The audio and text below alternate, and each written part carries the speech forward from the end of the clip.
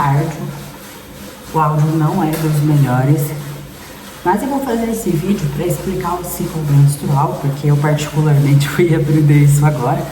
Não era algo do meu interesse, mas eu quero estudar a saúde da mulher agora e, portanto, preciso aprender a base, né, da saúde da mulher, que nada mais é do que o ciclo menstrual.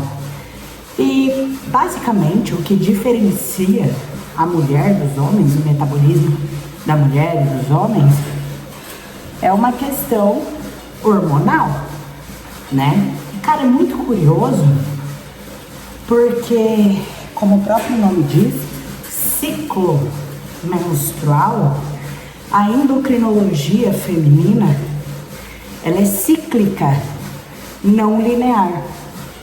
Então vai ter períodos onde vai ter a maior liberação de um determinado hormônio e um período onde vai ter menos, tá? E a gente considera o ciclo menstrual em duas vertentes, ciclo ovariano, ciclo uterino, tá? Porque vai acontecer uma coisa no ovário e uma coisa ali do útero. E a gente chama esse ciclo de eixo hipotálamo, hipófise, ovariano, tá? Porque eu botei o estímulo ali do hipotálamo, que vai liberar GnRH, que é hormônio liberador de gonadotrofina. O nome dele é bem sugestivo, porque ele vai ali na hipófise estimular a liberação de gonadotrofinas. E essas gonadotrofinas vão atuar ali no ovário. E a gente tem duas. Uma é o hormônio estimulador de folículos, FSH, que o nome também é muito sugestivo. Esse hormônio, ele vai ali no ovário e vai estimular, né, uma certa quantidade de folículos, em torno de 1000 folículos, e esses 1000 folículos, mediante o FSH, eles vão se desenvolver, e apenas um folículo, né, vai ser o folículo maduro, o folículo escolhido, que vai liberar o ovócito ali para ovulação. E a gente tem o LH, que é o hormônio luteinizante, que ele vai atuar também nessa fase, em menor quantidade que o FSH, e ele vai atuar em maior quantidade, em maior prevalência, ali na fase lútea. E bom, a gente pode dividir o ciclo menstrual em 3 etapas, sendo a fase folicular, a fase ovulatória e a fase lútea. E bom, a fase folicular, como o próprio nome já diz, e a gente pode até associar ao hormônio folículo estimulante, essa fase folicular é onde eu tenho um recrutamento dos folículos e a estimulação para o seu desenvolvimento. E o que acontece? O LH, ele vai estimular ali nas células da teca do folículo que elas produzem androgênios, tá? E aí esses androgênios vão ser convertidos em estrogênios nas células granulosas do folículo. E é justamente o FSH que vai fazer com que essas células granulosas aumentem a sua síntese de aromatase, que é a enzima que vai converter os androgênios em estrogênios. E bom, como eu tenho a conversão de androgênios em estrogênios, eu aumento a quantidade de estrogênios. E olha que loucura! Essa menor quantidade de estrogênios vai lá no hipotálamo e vai inibir a liberação do hormônio liberador de gonadotrofinas. Por quê? Já iniciou o ciclo Vamos supor que 1000 folículos já foram liberados. Não faz sentido o GNRH estimular a FSH para liberar mais folículos. Então, com o objetivo de não recrutar mais folículos, o estrogênio vai lá e inibe, fala, ó, já iniciamos um ciclo, não precisa chamar mais ninguém. Fecha essa porta aqui, que já lotou a casa da festa. Entendeu? Só que, olha, o próprio estrogênio, ele vai estimular ali nas células granulosas a maior produção de estrogênio. Porque o estrogênio ele é muito importante para o desenvolvimento do folículo e também para a proliferação ali do endométrio. Então, como o estrogênio ele consegue por si só aumentar a produção de estrogênio, eu começo a ter uma elevada quantidade de estrogênio. E olha que loucura!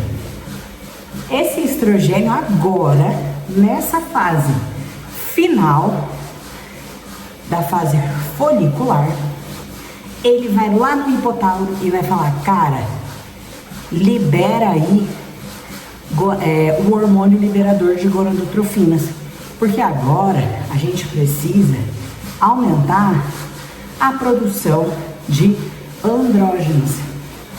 Só que, cara, minha vizinha, por isso que eu parei.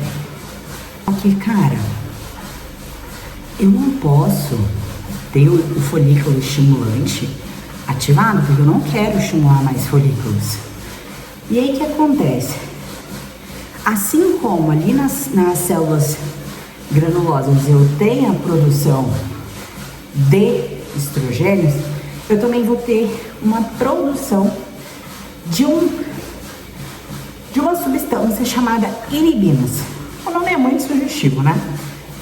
Essas inibinas vão lá e vão bloquear a ação do FSH, exceto no folículo maduro, no folículo que foi escolhido para fase ovulatória. E aí, as células da PECA vão produzir um pouco de progesterona. E essa progesterona vai estimular o hormônio luteinizante, o LH. E esse hormônio luteinizante, ele vai estimular as células da PECA a produzirem mais andrógenos, a produzirem mais progesterona. Esses andrógenos, por sua vez, nesse folículo que foi escolhido, vai aumentar mais a produção de estrogênio. E o estrogênio é muito importante porque é quando ele está alto no seu pico que ocorre a ovulação. E o que seria essa ovulação? Seria o ovócito se desprender do folículo. Então aqui é o folículo, bem aqui tem uma bolinha, e a ovulação é essa bolinha saindo do folículo. Então é o ovócito. E aí, nessa fase pré-ovulatória, que eu tenho esse pico de LH, quando o ovócito ele desprende do folículo, esse folículo que tem as células granulosas e as células na PECA, ele vai sofrer um processo chamado de luteinização. Então o LH vai agir fortemente sobre ele e isso vai ser chamado de corpo lúteo. Cara, olha que loucura! Inicialmente, no começo de tudo isso, as células granulosas, que ficam na membrana mais interna do folículo, bem próximo ao ovócito, elas não são vascularizadas, ou seja, elas dependem da quantidade de andrógenos que as células da PECA mandam para elas. E a partir disso, elas conseguem produzir estrogênio. Só que agora, com a saída do ovócito e o aumento de LH, essas células granulosas que conseguem produzir estrogênios, elas são vascularizadas. Então agora, essas células têm contato com o colesterol da circulação e elas por si conseguem produzir progesterona em maior escala e estrogênio. E isso é muito importante. Esse corpo lúteo, ele tem uma vida em torno de 14 dias. E ele começa a produzir em grande escala estrogênio e progesterona. E aí, esse excesso de estrogênio e de progesterona, eles mantêm ali o endométrio para a ovulação. Então, a sua proliferação vai fazer um endométrio mais secretório, acho que é assim que falam. Só que, se eu tenho muito estrogênio e progesterona, eu não preciso sintetizar mais estrogênio e progesterona. Então, o que acontece? Esse excesso de estrogênio e progesterona vai fazer um feedback negativo lá no hipotálamo, inibindo a secreção de gonadotrofinas, FSH e LH. Só que, para esse corpo lúteo se manter, ele precisa do estímulo de LH. Se o óvulo não for fecundado, eu vou ter essa inibição do LH. E aí o que acontece? O corpo lúteo, ele começa a se degenerar. E aí, além disso, como acontece esse processo de degeneração, eu começo a ter uma queda de estrogênio e de progesterona. E é justamente a progesterona que aumenta a vascularização ali para as células do endométrio. Se há uma queda de progesterona, eu não tenho mais tanta vascularização nessas células do endométrio. Em resumo, não chega nutrientes e oxigênio ali. E aí começa a ocorrer a apoptose. As células morrem. E aí começa a descamação do endométrio, conhecida como a menstruação. E aí, como eu tive uma queda de estrogênio e de progesterona, aquela alçada negativa para o hipotálamo, né, que estava inibindo a liberação dos hormônios liberador de gonadotrofinas, ela deixa de existir. E aí eu entro na onde novamente? Se eu não tenho a gestação, se eu não tenho a fecundação, eu entro novamente na fase folicular, porque agora eu tirei a alçada de feedback negativo, então eu vou ter o estímulo de FSH, recrutando novamente uma coorte de folículos e gerando todo o processo de desenvolvimento. E cara, olha que massa.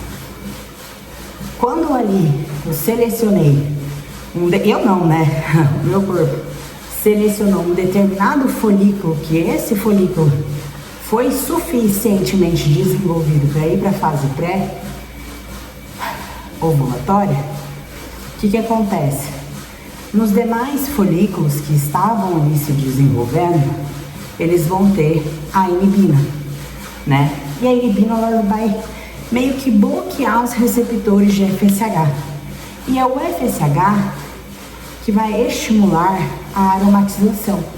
Só que, se eu não tenho o estímulo de FSH nesses folículos, eu tenho uma alta produção de andrógenos. E os andrógenos, por si, eles acabam gerando acho que é atrefia que fala, atresia. Enfim, eles acabam gerando a morte celular desses folículos. Só que, beleza, é importante ter andrógenos para a mulher. Naquela fase ovulatória, onde eu tenho um folículo em si, que vai liberar o ovócito, os demais folículos, assim que eles sofrem a apoptose, eles liberam esses andrógenos para a circulação. E é justamente esse aumento de andrógenos nessa fase ovulatória que aumenta a libido da mulher. E olha que loucura, é nessa fase que o corpo da mulher está preparado para uma gestação. E nada mais correto, né, do que ter nesse momento o estímulo de libido, de ter uma procura ali pelo ato sexual, que vai auxiliar nisso. Então a gente vê que nosso corpo, tanto a questão comportamental quanto a questão metabólica, fisiológica, ele age numa sincronia, né? Então, cara, se reproduzir e sobreviver é a função primordial de todo o corpo. Nós nascemos e o nosso objetivo principal é manter a nossa vida enquanto a morte por idade não chega. Só que além disso, é muito importante que a gente se reproduza. Então esse ciclo reprodutivo, ele é importante. E não só a questão endócrina, mas a questão comportamental. E os andrógenos, eles aumentam ali a libido e também a motivação, a disposição para buscar o ato em si. Eu acho muito massa isso, eu achei muito legal. Foi a primeira vez que eu tive contato com essa disciplina e eu estou adorando. Enfim, era um vídeo para treinar minha didática e testar o meu conhecimento. E eu acho que ficou legal, então eu vou postar aqui no YouTube. Foi sem roteiro, foi sem pretensão de postar. Às vezes me perguntam, né? Como que faz para memorizar tal conteúdo? Teste o conteúdo, fale o conteúdo. Eu falei para a câmera, eu falo sozinha, eu falo pro Bento. Então, feche o material que você estudou e teste o que você aprendeu. Vocês vão ver que é muito mais difícil e muitas das vezes nós somos escravos e dependentes do conteúdo ali. A gente não tem a capacidade de desenvolver um senso sobre aquilo. Então, melhor do que decorar é você testar e repetindo o que você aprendeu daquilo e você mesmo criando o seu raciocínio acerca do assunto. Outro ponto, não sei aqui quem quer dar aula, eu quero não só dar aula, mas dar aulas muito boas. Você testar a sua comunicação é importante. Carol, como que a gente testa nossa comunicação? Nos comunicando. É isso, gente.